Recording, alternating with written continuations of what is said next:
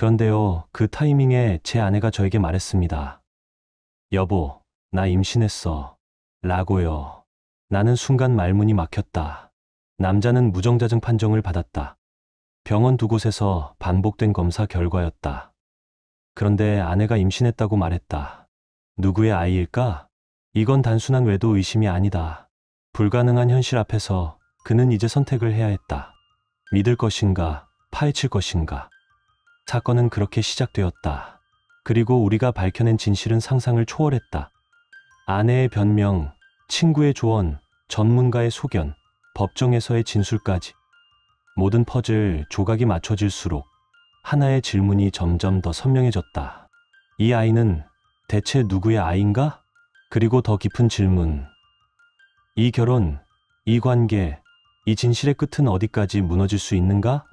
이제 당신은 그 끝을 향해 한 발짝 다가선다. 과연 이 이야기의 진실은 무엇일까요? 좋아요와 구독, 알림 설정 잊지 마시고 방탐정의 이중 파일과 함께 끝까지 지켜봐 주세요. 나는 그를 처음 봤을 때 이상하리만큼 정돈된 차림새와는 어울리지 않는 음울한 눈빛이 가장 먼저 눈에 들어왔다. 잘 다려진 셔츠, 윤기나는 정장 바지, 그러나 그 안에 담긴 사람은 마치 무너진 세계의 가장자리에서 마지막 끈을 붙잡고 있는 듯했다. 그는 조용히 문을 닫고 들어와 자리에 앉았고 한참을 말없이 나를 바라봤다. 그 침묵 속에는 뭔가 무너져 내리는 소리가 있었다. 나는 그 기류를 무시할 수 없었다. 조심스럽게 커피를 건넨 뒤 내가 먼저 말을 꺼냈다. 강현도 씨, 어떤 일로 저희 사무소를 찾으셨나요? 그는 한참을 머무시다가 무겁게 입을 열었다. 저 의뢰인입니다. 그리고 이건 제 마지막 희망입니다. 그는 천천히 이야기의 시작을 꺼냈다.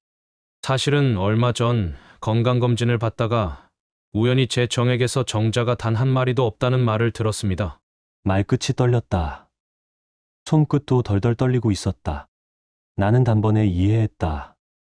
남성으로서, 한 인간으로서 감내하기 어려운 현실이었다. 병원에서는 선천적 무정자증이거나 과거 외상 후유증 때문일 수도 있다고 하더군요. 제가 대학 시절에 큰 부상을 당한 적이 있거든요. 그때 병원에서 다시는 아이 갖기 힘들 수도 있다는 말을 듣고도 그냥 흘려 넘겼습니다. 그의 고백은 조용하지만 감정의 소용돌이가 느껴지는 독백이었다. 그리고 그 다음 말이 문제의 시작이었다. 그런데요, 그 타이밍에 제 아내가 저에게 말했습니다. 여보, 나 임신했어. 라고요. 나는 순간 말문이 막혔다. 그 말을 듣고 전 그냥 아무 말도 못했습니다. 멍했습니다. 기뻐해야 할 순간이잖아요. 그런데 기뻐할 수가 없더군요. 이상하잖아요. 제가 아이를 가질 수 없는 몸인데 아내는 임신을 했다고 하니 그는 커피잔을 내려놓으며 시선을 피했다. 그 눈빛 안엔 배신감, 두려움, 그리고 혼란이 뒤섞여 있었다. 결혼한 지 5년입니다. 그동안 우리는 아이를 가지려 수없이 시도했지만 항상 실패했어요. 그런데 이제 와서 나는 그제야 이해했다. 그가 여기에 온 이유는 단순히 의욕이 아닌 거의 확신에 가까운 분노였다. 다시 한번 다른 병원에서 검사를 받았습니다. 아내 몰래요. 결과는 같았습니다. 저는 아이를 가질 수 없는 몸이라는 사실 두 군데 병원에서 모두 확인했어요. 나는 고개를 끄덕였다. 그가 얼마나 용기 내어 이 자리에 왔는지, 얼마나 괴로운 밤을 보냈는지 감히 상상조차 할 수 없었다. 그래서 확인하고 싶습니다. 정말 아내가 외도를 한 건지 아니면 내가 뭔가 잘못 알고 있는 건지. 이 모든 게 착각이면 오히려 다행일지도 모릅니다. 나는 깊게 숨을 들이켰다. 그의 감정이 얼마나 억눌린 것인지 그 진심이 내게도 묻어왔다. 수진 씨는 평소에 의심할 만한 행동을 하셨나요? 그는 고개를 저었다. 아니요, 오히려 더 헌신적이었습니다. 요가 수업도 다니고 임신 후엔 뜨개질도 배우더라고요. 근데 그래서 더 무서워졌습니다. 너무 완벽한 모습이니까요. 그 완벽함이 역설적으로 불신을 키웠다는 말이었다. 나는 침묵을 깼다. 아내분께는 무정자증 사실 말씀하셨나요? 그는 잠시 정적 속에서 낮게 대답했다. 아니요. 그 말은 평생 하고 싶지 않았습니다. 그리고 지금은 그걸 이용해 증거를 모으려 합니다. 확실한 증거 없이 이혼 소송을 걸면 불리하니까요. 나는 고개를 끄덕이며 조용히 수첩을 펼쳤다. 알겠습니다. 저희는 사실 확인을 위해 수진 씨의 동선부터 추적하겠습니다. CCTV 분석, 동선 기록, SNS, 그리고 통화 기록까지. 이건 단순한 외도 문제가 아니라 훨씬 복잡한 이야기일 수 있습니다. 그는 가볍게 웃었다. 그러나 그 웃음엔 절망이 묻어 있었다. 그럴 줄 알았습니다. 제가 무언가 잘못 본 게 아니기를 바랐지만 이건 너무 완벽해서 오히려 거짓 같거든요. 며칠 후 감시가 시작되었다. 하지만 놀랍게도 어떤 남성과의 접촉도 없었다. 수진 씨는 규칙적으로 요가 수업에 출석하고 산모용품을 구매하며 조용히 일상을 살아가고 있었다. 그러나 한 가지 이상한 점이 있었다. 그녀는 매주 수요일 오전 해오름 상담센터에 다녀왔다. 그곳은 가정폭력, 성폭력 피해자를 위한 전문 상담기관이었다. 나는 그 사실을 강현도 씨에게 조심스럽게 전했다. 단순한 요가나 산모 모임이 아니라 해오름 센터입니다. 피해자만 출입 가능한 공간입니다. 이름을 대면 기록에 남기고 비밀 유지가 철저한 곳이죠. 그는 충격에 빠진 듯 말을 잇지 못했다. 그녀가 왜 그런 곳에? 나는 눈을 가늘게 뜨며 중얼거렸다. 이 일 단순한 외도가 아닐 수도 있습니다. 그리고 직감했다. 이건 시작에 불과하다는 걸. 추적을 시작한 지 3주가 지났다. 강현도 씨의 아내 박수진 씨는 우리가 예상한 인물과는 사뭇 달랐다. 그녀는 규칙적으로 요가 수업에 참석했고 아기용 니트 스웨터를 직접 뜨는 모습도 포착됐다. 주중엔 변호사 사무실에서 근무하고 저녁이면 조용히 귀가했다. 남자와의 접촉은커녕 술집도 클럽도 한 번 가지 않았다. 그녀는 정말 모범적인 산모의 표본처럼 보였다. 하지만 단 하나 이상한 패턴이 있었다. 매주 수요일 오전 10시 30분 그녀는 명동 근처의 해오름 상담센터로 향했다. 우리 요원은 처음엔 단순한 산모 상담센터로 착각했다. 그러나 확인해보니 그곳은 가정폭력 및 성폭력 피해자를 위한 전문기관이었다. 출입 자체가 제한되어 있으며 일반인은 방문조차 어렵다. 그녀는 매주 같은 시간 45분간 센터에 머무르고 이후 근처 카페에 들러 조용히 노트를 정리했다. 우리 탐정팀은 의문에 빠졌다. 그녀가 왜 그곳을 정기적으로 찾는가? 그녀는 피해자인가? 그렇다면 무슨 일이 있었던 걸까? 혹시 우리가 추측했던 외도 그 반대일 수도 있지 않을까? 나는 그날 밤 강현도 씨를 다시 사무소로 불렀다. 그는 예상보다 담담하게 내 이야기를 들었다. 그러나 내가 해오름 센터라는 이름을 꺼내자 그는 말문이 막힌 듯 멍하니 날 바라봤다. 그게 무슨 성폭력 피해자들이 가는 곳이라고요? 네, 수요일마다 3주 연속 방문했습니다. 외도 정황은 없었고 오히려 뭔가 감추고 있는 듯한 조심스러운 태도였습니다. 그럴 리가 없어요. 제 아내는 그럴 사람이 아닙니다. 하지만 그 센터라면 혹시... 그는 말을 잇지 못했다. 나는 그 침묵이 단순한 당혹이 아닌 예감에서 비롯된 것임을 느꼈다. 나는 조용히 말했다. 어쩌면 수진 씨에게는 우리가 전혀 몰랐던 일이 있었을 수도 있습니다. 차라리 직접 물어보시는 것이 이 상황을 푸는 열쇠가 될 수도 있습니다. 그는 그 말에 고개를 끄덕였지만 눈빛은 여전히 복잡했다. 그날 밤 나는 처음으로 진실의 방향이 엇갈릴지도 모른다는 가능성을 진지하게 받아들였다. 며칠 후 강현도 씨는 아내와 진지한 대화를 나눴다. 그 자리에는 나도 조용히 숨을 죽인 채 함께 있었다. 남편의 말에 그녀는 처음엔 고개를 저으며 웃었다. 무슨 말이야? 왜 그런 걸 물어봐? 그러나 그가 센터의 이름을 언급하자 그녀는 표정이 급격히 변했다. 그리고 잠시의 침묵 끝에 작게 중얼거렸다. 알고 있었구나. 그녀는 고개를 숙였다. 숨을 크게 들이마시며 조용히 입을 열었다. 3개월 전이었어요. 제 생일이었고요. 당신은 야근 중이었고 저는 친구들이랑 호텔 라운지 바에서 작은 파티를 열었어요. 처음엔 정말 즐겁고 평범한 생일이었어요. 그래서 그날 친구들이 찍어준 사진 중 일부는 SNS에도 올렸죠. 제가 가장 행복했던 순간처럼 보이죠. 하지만 그건 파티 초반이었어요. 시간이 지나면서 제가 너무 많이 마셨고 정신을 차렸을 땐 이미 낯선 방이었고 낯선 남자들이 있었어요. 아무 말도 할 수 없었고 몸도 제대로 움직이지 않았어요. 모든 상황을 인식하기도 전에 이미 모든 게 끝나 있었어요. 그녀는 손으로 입을 가리며 울기 시작했다. 그걸 경찰에 말하지 못했어요. 당신이 변호사라는 이유 때문이었어요. 혹시 당신 일에 피해가 갈까봐.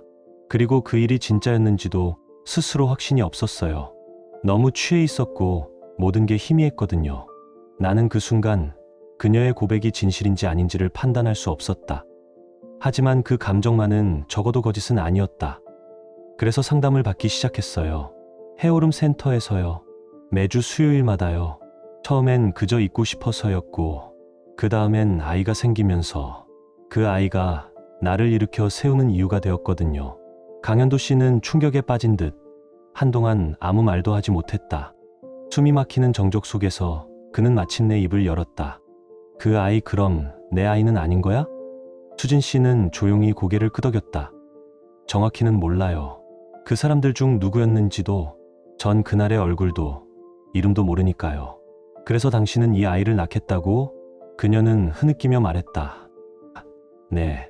이 아이는 제게 남겨진 마지막 희망이에요. 그날을 지우는 대신 그 기억을 딛고 일어서기 위해. 그래서 상담을 받으러 간 거예요. 나는 그 순간 남편의 얼굴을 바라봤다. 혼란, 분노, 절망, 연민 모든 감정이 동시에 스쳐 지나가는 표정이었다. 그는 조용히 입술을 깨물었다. 그리고 나지막이 속삭였다. 이건 정말 너무하잖아. 그날 나는 처음으로 이 사건이 단순한 외도나 의심이 아니라 인간의 끝없는 고통과 선택의 이야기라는 걸 느꼈다. 그날 대화 이후 사건은 잠시 침묵 속으로 가라앉았다. 강현도 씨는 충격 속에서 퇴근 후에도 말수가 줄었고 나는 다시 객관적인 시선으로 상황을 되짚기 시작했다. 그녀의 진술은 논리적이었다. 기억은 흐릿하지만 감정은 선명했고 상담센터 기록도 일치했다. 그러나 나는 여전히 찜찜함을 지울 수 없었다. 그래서 우리는 그날의 생일 파티가 열렸던 호텔을 조사했다. 그러나 CCTV 영상은 해당 날짜만 우연히 삭제되어 있었다. 호텔 측은 정기 포맷이라고 주장했지만 수상했다. 게다가 그녀가 말한 친구들, 정확한 이름도 연락처도 제공하지 않았고 SNS에도 함께 찍힌 사진은 없었다. 이쯤 되면 단순한 기억의 흐림을 넘어서 의도적인 은폐 가능성을 배제할 수 없었다. 나는 수진 씨의 인스타그램 계정을 열람했다. 그리고 생일 당일의 게시글을 찾았다. 밝은 미소의 그녀, 케이크 앞에서 촛불을 끄며 세상에서 제일 행복한 아내라는 문구와 함께 남편이 준비해준 선물 인증샷까지 올려져 있었다. 이게 성폭행 당한 날이라고? 나는 강현도 씨에게 그 게시글을 보여줬다. 그는 핏기 없는 얼굴로 화면을 바라보다가 갑자기 고개를 돌렸다. 그럼 대체 뭐가 진짜예요? 나는 화면을 넘기며 그 아래 달린 댓글을 읽었다. 그중 하나가 유난히 눈에 띄었다. 역시 언니는 못 참지. 작성자는 세라라는 친구였다. 비누 이모지. 처음엔 장난처럼 보였지만 몇몇 커뮤니티를 탐색한 결과 이모지는 은밀한 비하 표현으로 사용되는 경우가 많았다. 일명 설거지남을 조롱하는 의미로 쓰이기도 했다. 모든 정황이 하나의 방향을 가리키기 시작했다. 나는 결심했다. 세라라는 친구를 반드시 만나야 한다고. 며칠 후 우리는 세라 씨를 따로 만날 수 있었다. 그녀는 처음엔 경계심 가득한 눈빛으로 우리를 바라봤다. 그러나 내가 탐정이라는 신분과 비공개 원칙을 강조하자 그녀는 조심스럽게 입을 열기 시작했다. 언니가 그런 일이 있었다고요? 성폭행이라니 말도 안 돼요. 그럼 그날 무슨 일이 있었는지 기억하시나요? 그녀는 숨을 깊이 내쉬고 가방에서 스마트폰을 꺼냈다. 잠시 검색을 하더니 우리에게 몇 개의 짧은 영상을 보여줬다. 영상 속엔 수진 씨가 클럽 VIP룸에서 남성들과 함께 술을 마시고 웃고 춤을 추고 있었다. 장소는 호텔 루프탑 바. 생일 파티는 거기서 시작됐다. 언니는 결혼 전에도 이런 스타일이었어요. 남자한테 받는 거, 쓰는 거 당연하다고 생각했죠. 결혼 후에는 잠잠했는데 작년부터 다시 슬슬 시작되더라고요. 그 말은 최근에도? 네. 어떤 젊은 남자애한테 꽤 많이 써줬다고 들었어요. 그날도 자기가 술 사고 방 잡고 쇼핑까지 해줬다고 자랑했었어요. 그리고 다음 날엔 아무 일 없었다는 듯 퇴사 갔고요. 나는 조용히 메모를 하며 물었다. 혹시 성폭행 이야기를 들은 적은? 아니요. 그런 말 한 적 없어요. 오히려 남편은 바보라 몰라 그렇게 웃더라고요. 강현도 씨는 세라의 증언을 들으며 무릎 위에 얹은 손을 꽉 움켜쥐었다.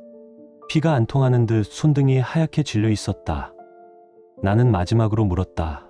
세라 씨, 그날의 남자들 누군지 기억나시나요? 그녀는 한참을 망설이다 말했다. 정확한 이름은 몰라요. 다 가명 쓰고 연락처도 소셜로만 연결돼 있었으니까요. 하지만 언니가 영상 찍은 거 저장했을 수도 있어요. 전 그날 밤 빨리 나와서 잘 모르지만 그녀는 핸드폰을 다시 만지더니 우리에게 폴더 하나를 전송해 줬다. 그 안엔 생각보다 많은 영상과 사진이 들어 있었다. 그 순간 강현도 씨가 입을 열었다. 이 남자 꼭 찾아주세요. 저도 더 이상 이혼을 지체할 이유가 없네요. 나는 고개를 끄덕였다. 드디어 거짓의 장막이 하나씩 벗겨지기 시작했다. 마침내 진실이 하나둘씩 드러났음에도 사건은 예상치 못한 방향으로 치달았다. 의뢰인 강현도 씨의 표정은 한층 더 굳어 있었다. 그의 목소리는 떨렸고 심장은 전장 한복판처럼 요동쳤다. 하지만 정작 싸움은 이제부터가 시작이었다. 그날은 이혼 소송의 첫 심리가 열린 날이었다. 의뢰인은 내 옆에서 조용히 법정의 공기 속에 숨을 죽이고 있었고 나는 그의 옆에 앉아 있었다. 그의 아내와 그녀의 변호인단이 등장하자 정적이 감돌았다. 놀라운 건 그녀의 법률 대리인이 강현도 씨의 대학 동기이자 절친했던 친구 이차석이었다는 점이었다. 이미 그의 배신은 밝혀졌지만 이 자리에 나란히 선 광경은 여전히 충격적이었다. 그러니까 이렇게 신나게 놀아놓고 성폭행을 당했다고 거짓말을 했다는 거야? 강현도 씨는 무력한 듯 중얼거렸다. 그의 얼굴에선 혼란과 분노, 허탈감이 교차하고 있었다. 나는 조용히 그의 어깨를 눌러 그를 진정시키려 했었다. 이차석 변호사는 공격의 수위를 높였다. 그는 단호하게 말했다. 의뢰인은 자신이 불임이라는 사실을 배우자에게 고지하지 않았습니다. 이는 결혼 생활의 신뢰를 무너뜨린 중대한 사안이며 혼인 파탄의 주된 책임은 강현도 씨에게 있다고 판단됩니다. 그 말에 방청석이 술렁였다. 그는 한 발 더 나아갔다. 또한 본인은 사무실 내 여직원과 부적절한 관계를 지속했으며 이로 인해 배우자 측은 극심한 정신적 고통을 겪었습니다. 이에 따라 저희는 정신적 위자료 3억 원과 현재 보유 자산의 50% 분할을 청구합니다. 그 순간 나는 심장이 철렁 내려앉는 느낌을 받았다. 완벽히 준비된 그리고 노련한 전략이었다. 마치 처음부터 이 상황을 계획이라도 한 듯 아내 측은 빈틈이 없었다. 나는 이 말들이 얼마나 사실과 동떨어진지 잘 알고 있었다. 강현도 씨는 불임 사실을 숨긴 적도 없었고 사무실 직원과의 관계는 존재하지 않았다. 그러나 법정에서는 감정이 아닌 증거가 말을 한다. 상대가 갖춘 문서와 진술들이 조작이라면 우리는 반드시 그것을 입증해야 했다. 신문 후 법원은 다음 심리를 한 달 뒤로 연기했다. 우리는 그 사이 반박 자료와 증거 수집에 나서야 했다. 강현도 씨는 피곤한 듯 한숨을 쉬었다. 그의 손은 테이블 아래에서 가늘게 떨리고 있었다. 이렇게까지 뒤통수를 칠 줄은 몰랐어요. 이차석이, 저 인간이 그동안 내 옆에서 어떤 표정을 짓고 있었는지 생각하니까 진심으로 소름이 끼칩니다. 나는 고개를 끄덕였다. 그의 말에 덧붙여 내 마음속에서도 자꾸 떠오르는 생각이 있었다. 우리는 종종 가장 가까운 사람에게서 가장 큰 배신을 당한다는 것. 법과 정의는 그것을 증명할 도구일 뿐 인간의 감정은 더 깊고 복잡하다. 하지만 감정에 휩쓸릴 수는 없었다. 내게 주어진 일은 사실을 수집하고 그 틈 사이의 균열을 찾아내는 것이었다. 법적 논리는 감정의 울림보다 더 명확하고 강력하게 사건을 뒤흔든다. 아내 측의 주장 중 허점은 분명 존재할 것이다. 그리고 나는 그 약한 고리를 반드시 찾아낼 생각이었다. 며칠 뒤 우리는 아내가 제출한 자료 중 일부에서 모순점을 발견했다. 상담소 기록에 기재된 사건 발생일과 그녀가 SNS에 파티 사진을 올린 날이 정확히 일치하고 있었다. 아무리 술에 취했더라도 공포에 떨며 상담을 받던 여성이 친구들과 활짝 웃으며 사진을 찍었을까? 의뢰인의 표정에 희미한 희망이 떠올랐다. 나는 조심스럽게 말했다. 이 사진들과 병원 진료 기록을 종합해서 보면 아내 측의 진술엔 의심스러운 부분이 명확히 존재합니다. 그리고 무엇보다도 아직 밝혀지지 않은 진실이 있다는 직감이 듭니다. 그 직감은 나로 하여금 그녀 주변 인물들을 다시 조사하게 만들었다. 그리고 곧 우리는 뜻밖의 인물에서 새로운 단서를 발견하게 된다. 내가 열심히 조사한 원고를 내부에서 찾아내기 위해 가장 중요한 건 가장 가까워서 지금까지 허가한 것, 그 이야기의 동기를 확인하는 것이었다. 지금 거는 죽고 사라진 거지의 문제가 아니다. 무엇이 지금 필요한가 하면 저 아이가 누군지를 내 소속에서 비규칙적으로 검색하면서 찾아낼 만한 그만한 것이다. 무엇보다도 공동점은 이와 같은 사건에서 이용을 하는 것은 내가 개인적으로도 참 바람가지 않은 것이지만 국가가 건강하게 정보 진인을 검찰적으로 통제할 것을 바라며 나는 관계자의 시선에서 가장 가볍게 정보를 받을 수 있는 것을 다시 경계했다. 자세한 검색은 다음대로 진행되었다. 일반적으로 여름 동안 결혼 전에 경우 한 해상을 마지막로 시작하는 그와 같은 여자들은 예전에 그녀를 통해 이익을 당한 아내들이었다는 것이다. 그들은 다음과 같은 말을 했다. 그거요? 내가 바람을 당했죠. 아내는 시간이 좀 넘어갔을 때 지도를 원했지. 내가 저주적으로 만든 건 아니었어요. 바람이었죠. 도달한 건 아닌 건 보여졌지만 어디에서 너무 잘 바람한 것 같아요. 현재에서는 바람의 확신은 필요치 않지만 그녀가 나한테 주겠다는 건 확신할 수 있어야 해요. 나는 통화를 보내면서 검가의 건물 정보와 동일시에 검색했다. 이제 그녀의 복잡적인 경력이 돌아와 신뢰적인 이름표로 보여졌기 때문에 그것을 보고 바람을 받을 수 있었다.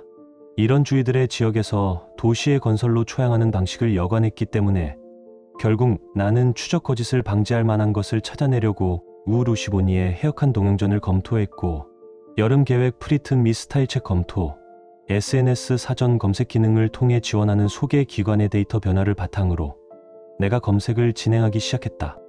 정말이면 자체적으로 가장 큰 기지는 다른 그녀의 건물에서 찾아내어졌다.